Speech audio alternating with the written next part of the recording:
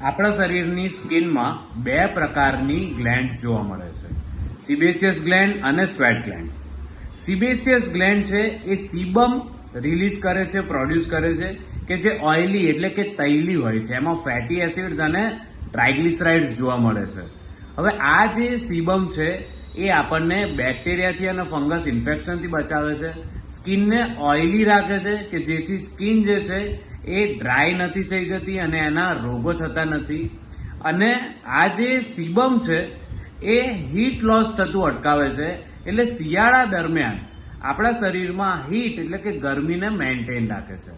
આ સિબેસિયસ ગ્લેન્ડ્સ જે છે એ પ્યુબર્ટીના સમયે જ એક્ટિવેટ થાય છે અને એ સેક્સ સ્ટીરોઇડ્સના કારણે એક્ટિવેટ થાય છે. હવે જો સેક્સ સ્ટીરોઇડનું તરત જ તાત્કાલિક અસર થાય સિબેસિયસ ગ્લેન્ડ પર, તો એ અસરના કારણે ખીલ એટલે કે એકને, પિમ્પલ્સ જોવા મળે છે. જ્યારે સિબેસિયસ ગ્લેન્ડ આ સેક્સ સ્ટીરોઇડથી એડાપ્ટ થઈ જાય ત્યારે આ જે એકને છે એ આપોઆપ મટી જાય છે. એટલે જ પ્યુબર્ટીની એજમાં યંગ મેલ અને ફિમેલમાં એકને એટલે કે ખીલ અને પિમ્પલ્સની સમસ્યા જોવા મળે છે. સ્વેટ ગ્લેન્ડ બે પ્રકારની છે, એક્રાઇન ગ્લેન્ડ્સ એન્ડ એપોક્રાઇન ગ્લેન્ડ્સ. એક્રાઇન ગ્લેન્ડ છે જે જન્મથી જ એક્ટિવ હોય છે. ઇમોશનલ કન્ડિશનમાં અને ટેમ્પરેચર વધે ત્યારે એ કામ કરતી હોય છે. એનું જે સિક્રીશન છે એ વોટરી હોય છે અને એ ટેમ્પરેચર મેન્ટેન કરવામાં હેલ્પ કરે છે.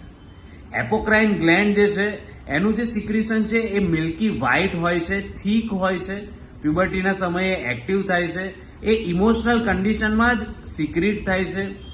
અને આ જે એપોક્રાઇન ગ્લેન્ડ છે એમાં જ્યારે બેક્ટેરિયા હોય ત્યારે એમાંથી એક પર્ટિક્યુલર સ્મેલ આવે છે કે જેથી આપણને ખબર પડે છે કે પરસેવાની સ્મેલના કારણે માણસની સ્કિન ઉપર કંઈક તકલીફ છે, કોઈ પ્રકારનું ઇન્ફેક્શન થયેલું છે.